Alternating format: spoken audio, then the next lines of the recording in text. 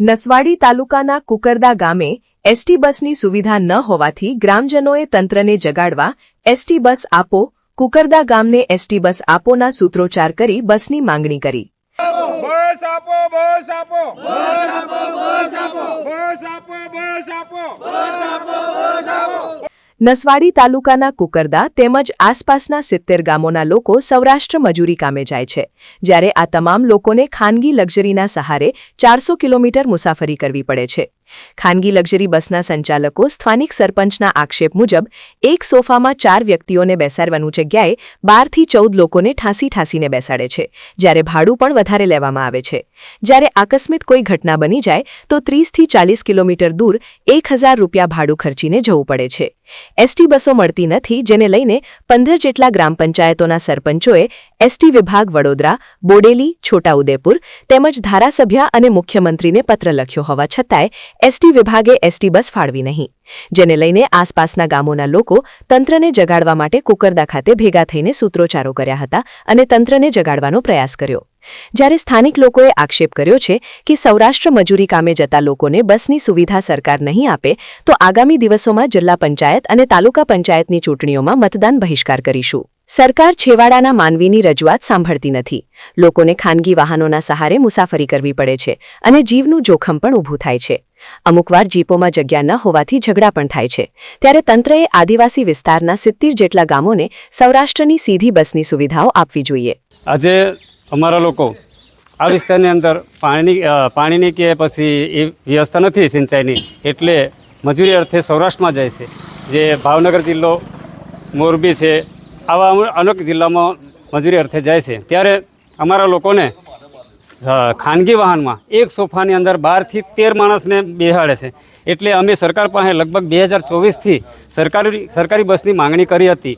ગારિયાદરથી કુકરદા બસ ચાલુ થાય તો અહીંથી લગભગ ઉપરવાસમાં લગભગ 50 થી 60 ગામડા આવેલા છે, જે તમામ લોકો મજૂરી અર્થે જાય છે. તો અમારા લોકોને આ બસની સુવિધા મળે એ માટે સરકારમાં ખૂબ વાર રજૂઆત કરી છે. ધારાસભ્યશ્રીને આપેલું છે, સાંસદને આપેલું છે, પ્રાંત કચેરીને આપેલું, જિલ્લા વિકાસ અધિકારીને પણ આપેલું છે. આજ સુધી અમારા વિસ્તારની જે સગવડતા, બસની સગવડતા નથી મળી, એટલે ગામ લોકો ઉશ્કેરાઈને બસની સગવડતા મળે એવો સૂત્રોચ્ચાર કરીને સરકારમાં જાણ કરવા માગે છે. અમારે એક માંગ છે, જે આજે આખું ગામ ભેગું થઈને અમે એક નિર્ણય લીધો છે. આજે કુકરદા ગામથી ગારિયાધાર તાલુકા સુધી અમે બસની માંગણી કરી હતી, જે 2 વર્ષ થઈ ગયા.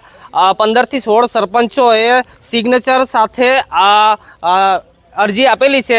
જે અરજી તાલુકામાં આપેલી છે, જિલ્લામાં આપેલી છે, ધારાસભ્યને આપેલી છે, સંસદ સભ્યને આપેલી છે અને વાહન મંત્રી હર્ષ સંઘવી સાહેબને પણ આપેલી છે અને મુખ્યમંત્રીને પણ અમારી અરજી આપેલી છે. તો એ સાથે અમારી અરજી સ્વીકારતા ન હોય ને તો આજે કુકરદા ગામની અંદર તમામ ભાઈઓ એકઠા થઈને અમે નિર્ણય લઈએ છીએ કે આવનારી જિલ્લા પંચાયત ને તાલુકા પંચાયતની ચૂંટણીમાં અમે જવાબ આપીશું અમારી માંગણી ના પૂરી થાય તો. કારણ કે અમારી માંગણી એટલી જ છે કે અમને બસ મળે, અને એક બસ નથી આપી શકતા તો બીજું શું આપી શકવાના છે.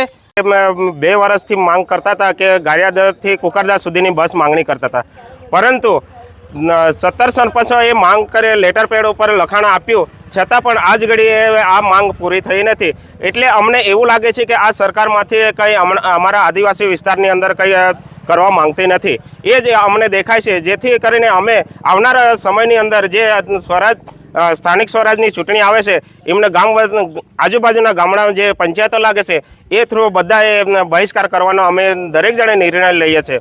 અને આજ એક જ એમનો ઈરાદો હશે એવું અમને લાગે છે કે આદિવાસી વિસ્તારની અંદર અન્યાય થઈ રહ્યો છે કે ખાનગી વાહનની અંદર એટલા બધા ભરીને જાય છે કે 6-7 જણને બેસાડની જગ્યાએ 12 થી 13 જણને બેસાડે છે.